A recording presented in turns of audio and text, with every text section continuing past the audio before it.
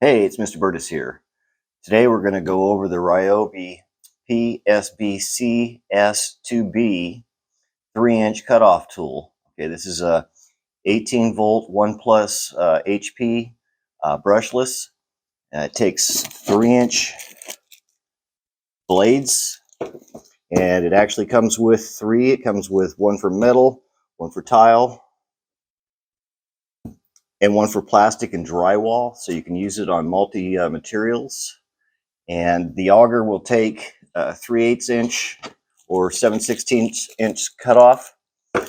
Some of the major features of this is your lock for you to undo the nut, change your blades. This is your guide to change the blade. You're going to have it all the way down, but when there's little of the blade showing underneath for possibly getting any kickbacks. Side switch here, it's your forward and reverse. So you got to make sure that you know you're going forward or reverse. You're going to make sure you're going in the right direction for that. 3-inch wheel comes with its own wrench for changing. So when you're actually changing it, you're going to pull this out,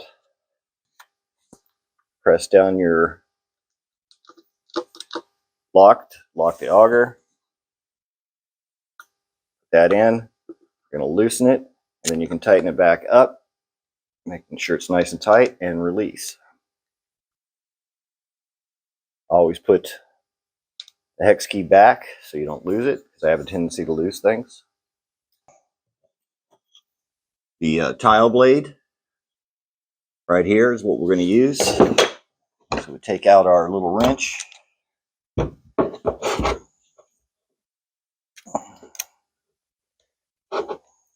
7/16 inch is, you got an inner connector here that you got to put on, so make sure you do that. Otherwise the wheel won't ride correctly and could cause some injuries.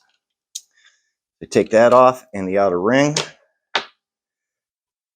Take our blade, make sure we put it in correctly. Come in underneath, slide that on, the outer ring on, and make sure that that seats correctly, because it's got a bevel. So you're going to spin that around until that locks into place. Our lock screw, so get that all back in. Take our hex wrench, lock and hold the wheel in place so you can tighten it. Make sure you get it nice and tight. Now, I always want to make sure that I put the wrench back in its proper storage location, because I have a tendency of losing things. Slide that in. Put on our safety glasses. Before we install the battery, we want to make sure that we have the actual gap there, so the actual wheel is not rubbing against the motor housing. Put that on. Get variable speeds. The variable speed is actually run by how much you depress the actual power button. So you can go a little bit all the way up. So we got that all locked in place. So we're ready to give it a try. So let's take it outside, and we'll actually put the tile blade on. We're going to take it and do a dry cut on some tile and see what happens.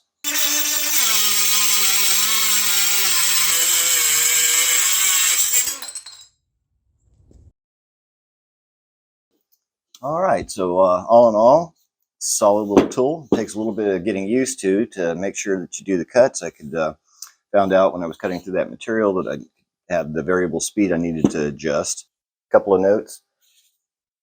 This little guide here is great for depth. However, for me, there's not enough edge for me to hold it straight on the materials. I have no problem with it, with cutting pipe or threaded rod or plastic or PVC and anything like that. But for tile, wouldn't use this for huge jobs. It should have a little edge out a little bit to level it out. Main thing I want to get across is, if it's the first time you've used a cutoff tool, practice, practice, practice. As far as the tile goes, it took me quite a few tries before I could figure it out. And you got to make sure that you know what direction, forward or back, that you're going in to make sure that you're getting a clean cut. So I really like this. Great addition to the shop. The only downside is this washer for the 7/16 put on the back. I wish there's a place to store it.